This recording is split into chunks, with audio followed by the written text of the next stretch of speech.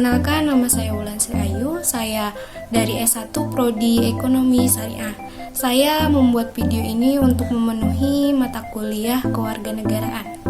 Oke, di sini saya akan membahas bagaimana nilai dan norma konstitusional Undang-Undang Dasar Negara Republik Indonesia 1945 dan konstitusional ketentuan perundang-undangan di bawah Undang-Undang Dasar. Konstitusi adalah seperangkat aturan atau hukum yang berisi ketentuan tentang bagaimana pemerintah diatur dan dijalankan. Oleh karena aturan atau hukum yang terdapat dalam konstitusi itu mengatur hal-hal yang amat mendasar dari suatu negara, maka konstitusi dikatakan pula sebagai hukum dasar yang dijadikan pegangan dalam penyelenggaraan suatu negara. Konstitusi berfungsi untuk membatasi kekuasaan pemerintah sehingga penyelenggaraan kekuasaan tidak bersifat sewenang-wenang. Dengan demikian, diharapkan hak-hak warga negara akan lebih terlindungi. Adapun fungsinya juga untuk mencapai keadilan dan kesejahteraan warga negara sebagai peraturan perhubungan suatu negara dengan negara lain dan sebagai identitas nasional.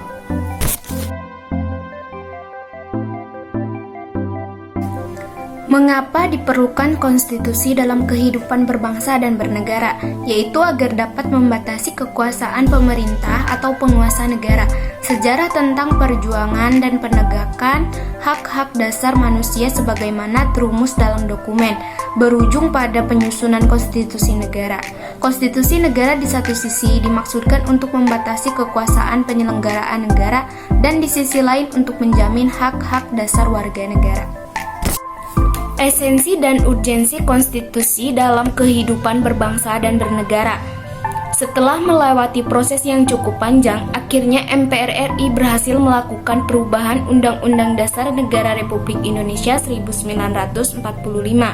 Perubahan Undang-Undang Dasar Negara Republik Indonesia 1945 yang pada mulanya merupakan turunan reformasi. Dalam perjalanannya telah menjadi kebutuhan seluruh komponen bangsa. Tidak heran jika dalam proses perubahan Undang-Undang Dasar Negara Republik Indonesia 1945 seluruh komponen bangsa berpartisipasi secara aktif.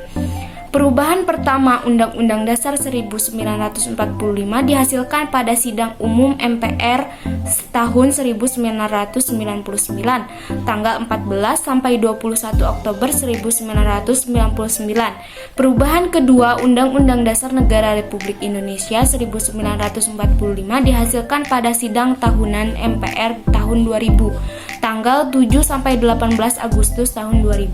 Perubahan ketiga Undang-Undang Dasar Negara Republik Indonesia 1945 dihasilkan pada Sidang Tahunan MPR tahun 2001, tanggal 1 sampai 9 November 2001. Perubahan keempat Undang-Undang Dasar Negara Republik Indonesia 1941 dihasilkan pada Sidang Tahunan MPR tahun 2002, tanggal 1 sampai 11 Agustus tahun 2002. Intinya, dalam arti sempit, konstitusi merupakan suatu dokumen atau seperangkat dokumen yang berisi aturan-aturan untuk menyelenggarakan negara. Konstitusi diperlukan untuk membatasi kekuasaan pemerintah atau penguasa negara, membagi kekuasaan negara, dan memberi jaminan hak asasi manusia bagi warga negara. Konstitusi mempunyai materi muatan tentang organisasi negara, hak asasi manusia, prosedur mengubah undang-undang dasar, berisi larangan untuk mengubah sifat tertentu dari undang-undang dasar, cita-cita rakyat, dan asas-asas ideologi negara.